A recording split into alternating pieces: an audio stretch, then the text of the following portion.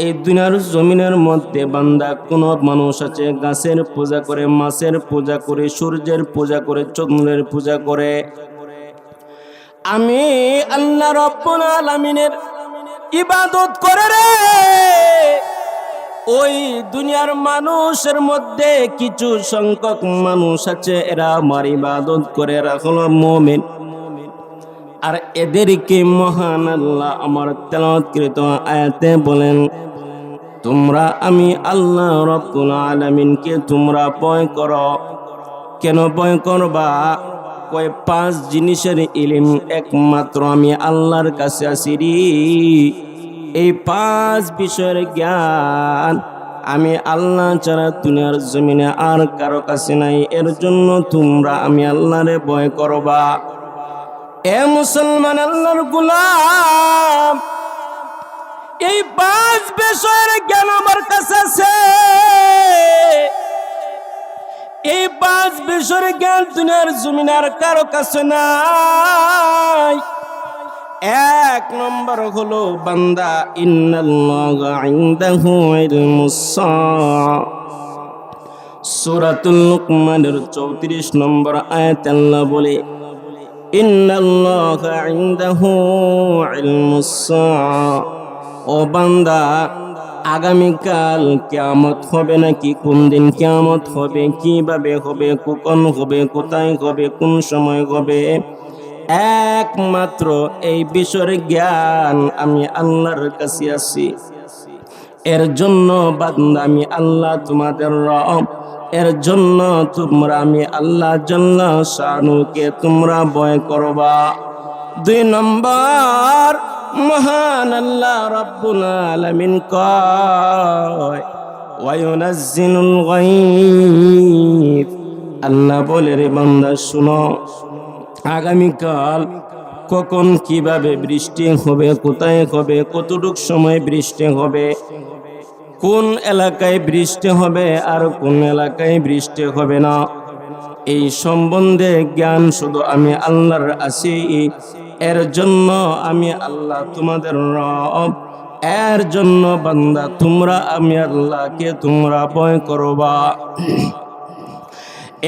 এরপরে আল্লাহ রাব্বুল আলামিন বলে, ওয়ায়ালামু মা ফিল আরহাম। ও আমার বান্দারা শোনো, ওয়ায়ালামু মা ফিল আরহাম। তোমার মায়ের গর্ভের মধ্যে রে বান্দা কি আছে, ছেলে আছে নাকি মেয়ে আছে? এ বান্দা, তোমার মায়ের গর্ভের মধ্যে সাপ আছে না বিচ্ছু আছে?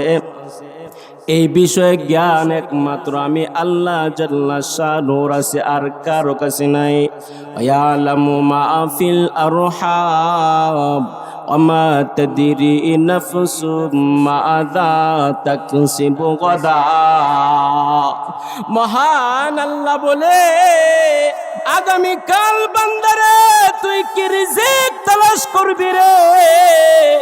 ও বান্দা, আগামীকাল কি তুই বান্দা রিক্সা নিয়ে বের হইতে পারবি নাকি?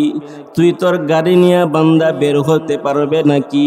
না রে বান্দা, আগামীকাল তুই মৃত্যু বরণ করবি। এই বিষয়ে জ্ঞান একমাত্র শুধু আমি আল্লাহর কাছে আছে। গেল 4 নম্বর। 5 নম্বরে মহান আল্লাহ কয়, ওমা তাদরি নাফসুম মাযা তাকসিবু গাদা ওমা তাদরি নাফসুম বিআইয়ি আরদিন তামুত।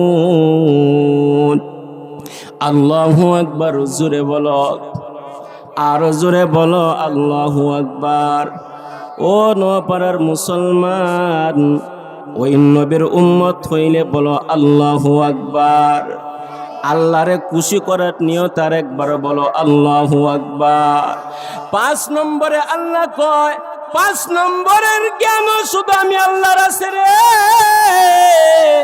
দুনিয়ার মধ্যে বান্দা ওই 5 নম্বর বিষয়ের জ্ঞান ও বান্দা আর কারো কাছে নাই। ওমা তাদরি নাফসুম বিআইয়ি আরদিন তামুত। ও বান্দা, আগামীকাল তুমি কি মৃত্যু বরণ করবে নাকি? তুই কোন দিন কোন সময় মৃত্যু বরণ করবি? এই কবর একমাত্র আমি মহান আল্লাহর কাছে গেল 5 বিষয়। মহান আল্লাহ বলে এই 5 বিষয়ের জ্ঞান আমার কাছে আছে বিদায় আমি তোমাদের রব। সুতরাং তোমরা আমি আল্লাহ রব্বুল আলামিনকে তোমরা ভয় করবা। এরপর আল্লাহ কয় হাক্কা তুকাতিহি, মহান আল্লাহ বলে ওরে তোমরা আমার যে তোমরা ভয় করবা, কিভাবে ভয় করবা? মহান আল্লাহ কয় ভয় করার মতো তোমরা করবা। এরপরে মহান আল্লাহ বলে ওয়ালা তামুতুন্না ইল্লা ওয়া আনতুম মুসলিমুন। রে বান্দা তোমরা শুনো রে, কাটি মুসলমান না হইয়া বান্দা তোমরা কবরে যাইবে না। আপনারা বলবেন হুজুর আমি তো মুসলমান, আমার বাবা মুসলমান, আমার মা মুসলমান, আমার 14 শরীর মুসলমান, তাহলে আল্লাহ যে বললেন তোমরা কাটি মুসলমান না হয়ে মৃত্যুবরণ করবা না, তাহলে হুজুর আমি তো মুসলমান, আমার কোনো টেনশন নাই। না রে বাইনা, আমার আল্লাহ ওই জন্মগত মুসলমানের কথা আমার আল্লাহ সূরাতুল আলে ইমরানের 102 নম্বর আয়াতে আল্লাহ বলে নাই? মহান আল্লাহ কয় যে বান্দা গুলার নেক আমল নিয়ে সে কবরের মধ্যে আসবে, মাইকের আওয়াজ শুনাও ওই বান্দা ঘরের মধ্যে ঘুমাইছে, মাইকের আওয়াজ শুনাও ওই বান্দা মাহফিলে আই নাই, ওই সমস্ত বান্দারা কখনো কাটি মুসলমান হতে পারে না। সুতরাং এখন যদি ওই মাহফিলের পাশে কোনো গানের কনসার্ট হইতো, ওই গানের কনসার্টে যায় দেখতা মুরব্বী বাবায়ও 10 টাকার লাল নোট যায় ছিটাইয়া দিত। কিন্তু রে বান্দা ওই যে ভালো মজমার মধ্যে তোমরা শোনাই, তোমরা তো কাটি মুসলমান হতে পারো নাই। আমি আল্লাহ তো কোরআনে ওই মুসলমানের কথা বলি নাই, আমি আল্লাহ আমার জন্মগত মুসলমানের কথা তোমাদের বলি নাই। আমি আল্লাহ তোমাদেরকে রে কাটি ঈমানওয়ালা বান্দার কথা আমি আল্লাহ আয়াতে জানাই দিছি। অর্থাৎ যারা নেক আমল নিয়ে তোমরা কবরে আসবা, তোমরাই হলারা বান্দা কাটি মুসলমান। জোরে কও সুবহানাল্লাহ। মসনবী শরীফের মধ্যে বাবা মারিফতের সম্রাট আল্লামা জালালউদ্দিন রুমি রহমাতুল্লাহ আলাইহি বলেন, ও দুনিয়ার মানুষ শোনো, যে বান্দা আর বান্দিটার সন্তান নাই, ওই বান্দারে সন্তান দিতে পারে কে? জোরে কও কে দিতে পারে? সন্তান দেওয়ার মালিক কে? আল্লাহ যদি কেউ সন্তান না দেয়, আর যদি কই দিতে হবে দিতে হবে, নাইলে বুদ্ধি ছাড়তে হবে, এটা কোন জীব? আল্লাহ যদি কেউ না দেয় এরপরও ধৈর্য ধরতে হবে, আল্লাহ যদি কেউ দেয় এরপরও ধৈর্য ধরতে হবে। আল্লাহ সবারই সহি বুঝ দিছে, সবাইকে সহি বুঝ দিলে কি হইব? এই বুদ্ধিটারে সে কাজে লাগায় না। আপনার মানুষের ভিতরে একটা বাহির আর একটা, এ নামাজ পড়ে না, এর যদি জিজ্ঞাসা করেন কি রে তুই নামাজ পড়স না কি লিগা, কোন নামাজ না পড়লে কি হয়? ইমান শক্ত আছে, আছে না নাই? এক শিয়ালে সারাদিন বৃষ্টি হইছে, সারাদিন বৃষ্টি হওয়ার কারণে সন্ধ্যার সময় এ মুরুখ পায় না, খুঁজা খাইতো। এখন সন্ধ্যার সময় এক গাছের উপরে উঠে বইয়ে রয়েছে ডালো। আমার কথা বুঝেন তো আপনারা? মুরগি গাছের উপরে বইয়ে রয়েছে আর শিয়াল গাছের নিচে বইয়ে রয়েছে। এখন শিয়ালে মুরগি উপর থেকে ডাক দেখো কুকুরকু। শিয়ালে মুরগি রে কিরে মুরগি তুই আজান দেস, নিচে আয় জামারটা ফিরালাই। কথা বুঝছেন তো? মুরগি গাছের ডালের উপরে থেকে হয় কুকুরকু, শিয়াল এখন মুরগ আজান দিতেছস নিচে আয় একসাথে নামাজটা পড়ি জামাতে। আচ্ছা বলেন তো শিয়ালে যে কইছে তুই নিচে নামাজ পড়ি, এর উদ্দেশ্য কি নামাজ পড়ানো খাওয়া?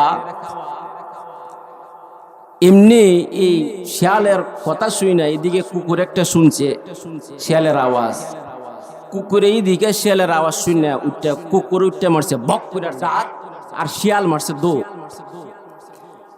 শিয়াল দৌড়ে আর ফিসেতে চায়, আর মুরগি হয় কি রে শিয়াল নামাজ পড়তে না, ইমাম সাহেব আইছে নমস্কার ফিরালা দৌড়স কিরে, তোর ইমাম সাহেবের দিক কে রে, আমার ওজু গেছে গা সুইটটা পরে নামাজ পড়বো। তো আমাদের সমাজের মধ্যে এরকম কিছু মানুষ আছে ভাই, এই যে গুনাহ করে এই জিনিসটা বুঝে না, এই যে তওবা করব এই জিনিসটা বুঝে না। আল্লাহ সবারে বুঝ দিছে, কিন্তু এই বুঝটা কাজে লাগায়। এক বেডার মুস রাখছে এত লম্বা, মুসের কারণে খাবার খাইতে পারে না। এ যখন খাবার খায় মুস রে এইভাবে আলগি দিয়াতে খাবার খায়। আরেক বেটা হয় কি গো, তুমি অত লম্বা মুস লিয়া তুমি মদ পান করতেছো, মুস আলগে দিয়ে পান করতেছো গেলে? ইয়ে কয় উলামায়ে কেরাম শুনছি বলছে মুস বিজায়া পান করা মাকরু। আমি আপনাদেরকে বলি, ও নোয়াপাড়ার মুসলমান উত্তর দাও, মুস বিজায়া মদ পান করা মাকরু, মুস বিজায়া পান করা মাকরু, আর মদ খাওয়া কি? জোরে কও, যারা কথা কন এরা মদ খাওয়ার পক্ষে। মদ খাওয়া কি? উচ্চ আওয়াজে আপনাদের এই রুবেল মিয়ার বাড়ি থেকে আওয়াজ তুলেন, মদ খাওয়া কি? ঠিক তেমনি ভাবে বর্তমান সমাজের মধ্যে যারা বলে যে নারী পুরুষ এক সমান স্লোগান দেয়, আর বলে ও মুসলমান নারীরা, নারী আর পুরুষ এক সমান, সুতরাং পুরুষ যেহেতু চাকরি করে তুমিও চাকরিতে রাস্তার মধ্যে নামো। এদের উদ্দেশ্য হলো শিয়ালের মতো, কারণ মুসলমান নারীরা যদি ঘরের ভিতরে থাকে এদেরকে ওরা লাগাল পাবে না, ওদেরকে চুইতে পারবে না, ধরতে পারবে না। মুসলমান নারী যখন পর্দা ছাইরা রাস্তার মধ্যে নামবে তখনই তাদের ইজ্জতের মধ্যে ওরা আঘাত করতে পারবে। এর জন্য এরা শিয়ালের মতো বলে, শিয়ালের মতো বলে তুই নিচে নাম, তোর সাথে নামাজ পড়বো। ততরূপ এরা নামাজ উদ্দেশ্য না, এরা মুসলমান নারীকে রাস্তায় নামায় এক সমান স্লোগান দেয়, চাকরির জন্য না, মুসলমান নারীদের ইজ্জত হনন করার জন্য। জোরে কও ঠিক কিনা? আমি বলতে চাই, আমার দেশের যুবকেরা যদিও 5 ওয়াক্তের নামাজ পড়ে না, আমার দেশের যুবকেরা যদিও এদের গালের মধ্যে নবীর সুন্নতি দাঁড়িয়ে রাখে না, এদের গায়ের মধ্যে যদিও নবীর সুন্নতি লিবাস নাই, কিন্তু যখন কোন বেঈমান এদের সামনে আল্লাহর কোরআনকে নিয়ে ব্যঙ্গ করে, আমার নবীকে নিয়ে ব্যঙ্গ করে, ওই যুবকেরা মাঠে ময়দানে ওরা ওদের তাজা রক্ত ওরা ঢেলে দেয়, ওরা শহীদ হয়ে যায়। জোরে কও ঠিক কিনা? তাহলে ভাইরা, যেই কথা বলতেছিলাম, মানুষকে আল্লাহ বুঝ দিছে রে, তুমি গুনাহ করতেছো, তুমি গুনাহ করার পর তওবা করো। আর তওবা কিভাবে করবা? এই যে মসনবী শরীফের মধ্যে, মসনবী শরীফের লেখক আল্লামা জালালউদ্দিন রুমি এই বেহালা বাদকের ঘটনা বলতেছেন। মুফাসসিরিনে কেরাম বলে, কয় এই বেহালা বাদককে আল্লাহ তাআলা মাফ করে দিছিল, মাফ করে দিয়া এরে নাম দেওয়া হয়েছে চঙ্গে পীর। কি পীর? চঙ্গে পীর। এই বেহালা বাদকরা আল্লাহ মাফ করে দিয়া এরা চঙ্গে পীর বানাই দিছে। এই বেহালা বাদক এবার কান্দে আর কয়, ইয়া বামোরা ইয়া না ইয়া বাম জস্ত জোয়ে মে কোনাম হাসলায়াত ইয়া না ইয়াত আরজোয়ে মে কোনাম। ও আল্লাহ, মাইকের সাউন্ড একটু বাড়া। ও আল্লাহ, আল্লাহ সারা জনম্বর আল্লাহ আমি গুনাহ করেছি, আমার আমল নামায় আল্লাহ ভালো কোনো নেক আমল নাই। আল্লাহ আমি এখন বুঝেছি আল্লাহ তুমি ছাড়া কেউ আমার রিজিক দাতা নাই। আল্লাহ সারা জনম্বর আল্লাহ আমি গুনাহ করেছি, গান গেছি। আল্লাহ আজকে 70 বছর হয়েছে আমার কণ্ঠ নাই, কেউ বন্ধু কইয়া ডাক দিলে গান শুনে টাকা দেয় না। আল্লাহ তুমি আমারে মাফ করে দাও। এই কথা বলতে বলতে বান্দা মদিনার অলিগুলির মধ্যে বান্দা ঘুমায়া গেছে। বান্দা ঘুমায়া ঘুমায়া স্বপ্ন দেখতেছি রে, মহান আল্লাহ তার জান্নাতের মধ্যে পৌঁছায় দিছে। জোরে কও সুবহানাল্লাহ। ওইদিকে খলিফাতুল মুসলিমিন যুগটা ছিল খলিফাতুল মুসলিমিন উমরের যুগ। হযরত উমর নরম মানুষ নাকি গরম মানুষ? জোরে বলো, নরম মানুষ নাকি গরম মানুষ? হযরত উমর ওই টাইমে ওটা মেরে পাই তিনি ঘুমাইতেন না। আজকে তিনি ও টাইমে ঘুমায় গেছেন। আর মহান আল্লাহ হযরত উমরকে আল্লাহ স্বপ্ন দেখাইতেছি, ও উমর বাঙ্গা আমত মর উমর রাকাই উমর, বাঙ্গা আমদ মর উমর রাকাই উমর, बंदे मारा से हाजात बाज कर ऐ उमर बरज़ह से बैतुल माल अम हफ्ते सिद्दी नार गहने तमम, हफ्ते सिद्दी नार गहने तमाम। उमर আমার একটা নৈকট্য প্রাপ্ত বান্দা যায় দেখো, মদিনার ওই গুলিতে যায় কানতে কানতে ঘুমায় আছে। রে উমর যা রে উমর, আমার ওই গুনাহগার বান্দারে যে তুই সুসংবাদ দে দে রে উমর। কি সুসংবাদ দিবি? যায় বলবি এ বেহালাবাদক তোকে আল্লাহ মাফ করে দিস। জোরে কও সুবহানাল্লাহ। ওমর আরো যায় বলবা আল্লাহ তোমারে মাফ করছে তো করছে। আল্লাহ বলছে বাইতুল মাল থেকে 400 দিনার যেন আমি উমর তোমার হাতে আমি পৌঁছায়া দেয়। এই দুইটা সুসংবাদ জয় আমার নৈকট্য প্রাপ্ত বান্দা বেহালাবাদকরে তুমি জানায়া দাও। উমর রাদিয়াল্লাহু তাআলা নূর ঘুম ভাঙা গেছে। হযরত উমর যায়া দেখে বেহালাবাদক। উমর কয় রে তুই তো বেহালাবাদক, তোরে তো আমি চিনি, তুই মদিনার মধ্যে গান গাস, তোরে তো মারার জন্য আমি উমর তোরে খুঁজিছিলাম। তুই গান গায়া গায়া অবৈধভাবে তুই এটা মাফ করে দিছে। আরো সুসংবাদ তোরে দেন দে, তোরে মহান আল্লাহ বাইতুল মাল থেকে 400 দিনার দিরহাম যেন আমি তোরে পৌঁছায়া দেয়। ওই বেহালাবাদক কয় ওরে উমর আমি এমন কোন আমল করি নাই, তবে আমি আল্লাহর কাছে কেঁদে কেঁদে বলেছি মালিক 70 বছর পর্যন্ত যদিও আল্লাহ আমি গুনাহ করেছি, এখন শেষ বয়স আল্লাহ আমি বুঝছি তুমি ছাড়া কেউ নাই, আমারে আল্লাহ আর কেউ রিজিক দিতে পারবে না। এই কথা বইলা বইলা যখন আল্লাহর কাছে কানসার বলছি ইয়াবা মোরা ইয়ানা ইয়াবা জস্ত জোয়েব মে কোনাম হাসিলায়াত ইয়ানা ইয়াত আরজুয়েব মে কোনাম। আল্লাহ তুমি আমারে মাফ করো আর না করো, তোমার দরবারের মধ্যে আল্লাহ আমি আইসা গেছি, তোমার দরবার আর ছাড়ব না। আল্লাহ তুমি আমার রিজিক দিয়ে দাও, রিজিকের ব্যবস্থা করে দাও, আমার জিন্দেগির গুনাহ মাফ করে দাও, আমার বিবি উপবাস, আমার সন্তানের উপবাস। এই কথা বইলা রে উমর আমি আল্লাহর দরবারে কাঁদছি। হয়তো মহান আল্লাহ আমারে আল্লাহর বরফ মায়া লাইগা গেছে, এর জন্য হয়তো আল্লাহ আমারে মাফ করে দিছে। তাহলে রে ভাইরা, ও নপাড়ার ভাইরা, মা বোনেরা শুনো, এই মসনবী শরীফের ঘটনা থেকে, চঙ্গে পীরের ঘটনা থেকে আমরা কি শিখলাম? 70 বছর নাফরমানি করার পর মহান আল্লাহ যদি মাফ করতে পারে সঙ্গে পীরে বেহালা বাদক রে, আপনি আমার কি আল্লাহ মাফ করতে পারবেন না? জোরে বলেন, মাফ করতে পারবেন না?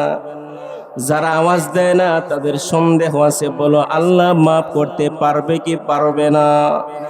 আর জোরে বলো রে, পারবে কি পারবে না? লা জিসমা ওয়ালা রূহা ওয়ালা রিহা ওয়া মা লা নাজমা ওয়ালা শাজারা ওয়ালা হিজরা সিকালা লা জিন্না ওয়ালা ইনসা ওয়ালা আমরা ওয়া নাহয়া লা মুলকা ওয়ালা ফুলকা কিরহমা ওয়া জাযালা। পয়গম্বর বুখারীর হাদিসের মধ্যে ফরমায়, ক্বালা রাসূলুল্লাহি সাল্লাল্লাহু আলাইহি ওয়াসাল্লাম, লা ইয়ালিজুন নার আহাদুন বাকা মিন খাশিয়াতিল্লাহ। ও আমার উম্মতেরা শুনো, দুনিয়ার মধ্যে যদি আমার কোনো বান্দা আর বান্দি আল্লাহর ভয় নিয়া ঈমানটারে নিয়া কোনো বান্দা আর বান্দি যদি কবরের মধ্যে যাইতে পারে, পয়গম্বর উদাহরণ দেয়, ঈমান নিয়া যদি আমার কোনো উম্মতেরা যদি আল্লাহর কোনো বান্দা আর বান্দি যদি কবরে যাইতে পারে, পয়গম্বর উদাহরণ দেয়, দুনিয়ার জমিনের মধ্যে যখন তোমরা গাভীর উলন থেকে তোমরা দুধ দহন করো, ওই দুধ রে আবার পুনরায় যেমন গাভীর উলনের ভিতরে প্রবেশ করানো অসম্ভব, ঠিক তেমনি ভাবে কোনো বান্দা যদি আল্লাহর ভয় নিয়ে ঈমানটা নিয়ে কবরের মধ্যে যাইতে পারে, মহান আল্লাহ ওই বান্দারেও জাহান্নামে দেওয়া আল্লাহর জন্য হারাম হয়ে যায়। জোরে কও আল্লাহু আকবার। এর জন্য মহান আল্লাহ বলেন, ইয়া আইয়ুহাল্লাযীনা আমানুত্তাকুল্লাহ।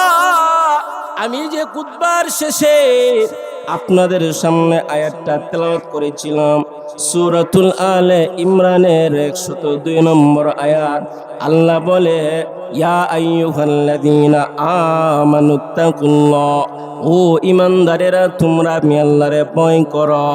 ও বান্দা, কেন ভয় করবা? 5 বিষয়ের ইলম আমার কাছে আছে, আর কারো কাছে নাই। চন্দ্রের পূজা করো রে, চন্দ্রের কাছে 5 বিষয়ের ইলম নাই। সূর্যের পূজা করো, সূর্যের কাছে 5 বিষয়ের ইলম নাই। দেব দেবীর পূজা করো, কালী পূজা, দুর্গা পূজা, কত পূজা।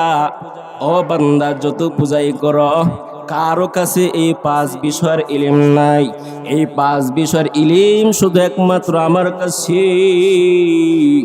এর জন্য আমি আল্লাহ তোমাদের রব, আমি আল্লাহ তোমাদের সৃষ্টিকর্তা। এর জন্য তোমরা আমারে ভয় করবা। এরপরে আল্লাহ কয়, কাটি মুসলমান না হইয়া তোমরা কবরে যাইবা না। তাহলে কাটি মুসলমান মানে কি বুঝলাম?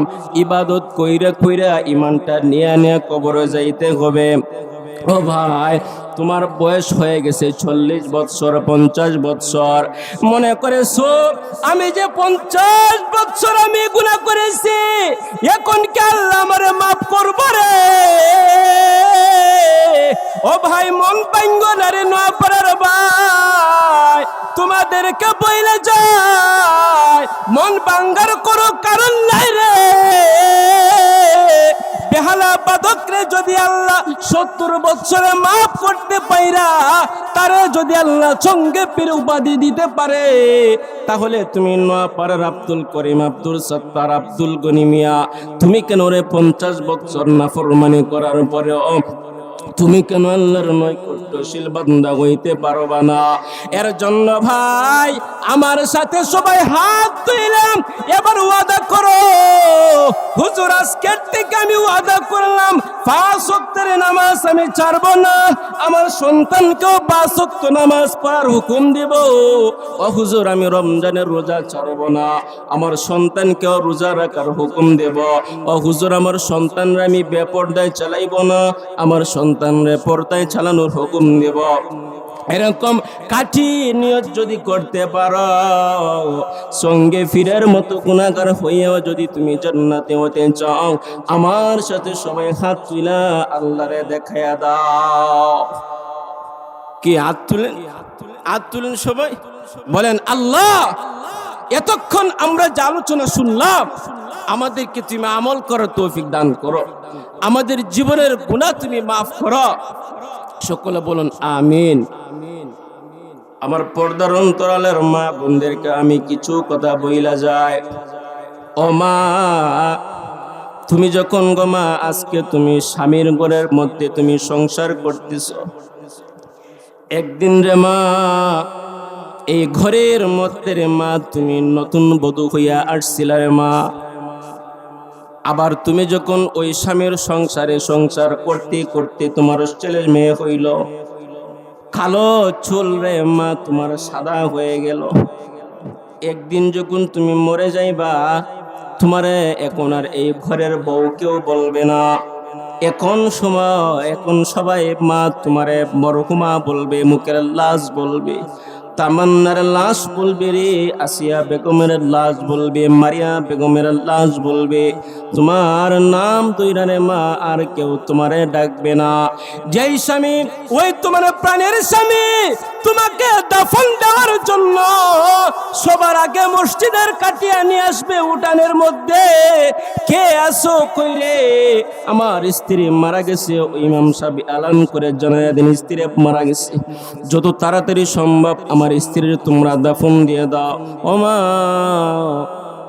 যেই সন্তানের জন্য গোমা এত কিছু করলেন, যে সন্তানের জন্য নিজে না খাইয়া গোমা সন্তান রে খাওয়াইলা, নিজে ভালো মন্দ না পইরা সন্তান রে পড়াইলা গোমা, ওই মা, ও মা, ওই সন্তান দেখবা তোমারে কবরস্থানের মধ্যে বিদায় করার জন্য সবার আগে তাড়াহুড়া করবে, এটাই দুনিয়ার নিয়ম। এর জন্য পর্দার অন্তরালের মাদেরকে বলে যাব, আজকে থেকে তোমরা ওয়াদা করবা গো মা, আর স্বামীর সাথে তোমরা বেয়াদবি করবা না গো। একটা সন্তান, আল্লাহ তোমারে 5টা সন্তান দিয়েছেন, একটা সন্তানকে গো মা তুমি মাদ্রাসায় দিবা, আলেমা বানাইবা, হাফেজা বানাইবা, নিজেও পর্দা করবা গো মা। তোমার সন্তানদের গো মা তুমি পর্দাশীল বানাইবা, একজন হাফেজের কোরআনের মা হয়ে গো মা তুমি কবরের মধ্যে যাইবা।